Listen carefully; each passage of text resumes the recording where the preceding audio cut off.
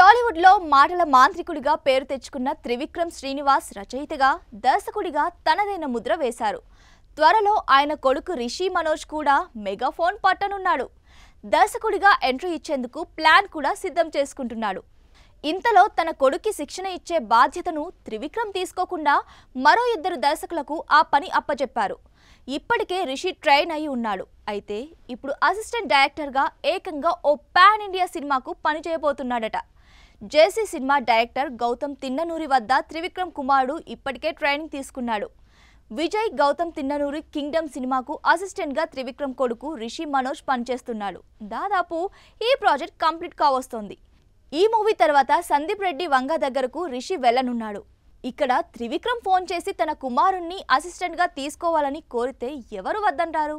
అందుకే ప్రభాస్ స్పిరిట్ సినిమాకు రిషి అసిస్టెంట్గా వర్క్ చేయబోతున్నాడు. ఈ ప్రాజెక్ట్ తర్వాత రిషి డైరెక్టర్గా ఓ భారీ మూవీతో ఎంట్రీ ఇవ్వనున్నట్టు తెలుస్తోంది. త్వరలోనే పవన్ కళ్యాణ్ కొడుకు అకీరా సినిమాల్లోకి ఎంట్రీ ఇవ్వొచ్చని ప్రచారం జరుగుతోంది. అకీరా, రిషి ఇద్దరు ఒకే ప్రాజెక్ట్తో పరిచయమైనా ఆశ్చర్యపోవాల్సిన పని లేదు. పవన్ త్రివిక్రమ్ల మధ్య ఉన్న స్నేహం కారణంగా ఈ ప్రాజెక్ట్ సులభంగా పట్టాలెక్కే అవకాశం ఉందని చెప్పొచ్చు.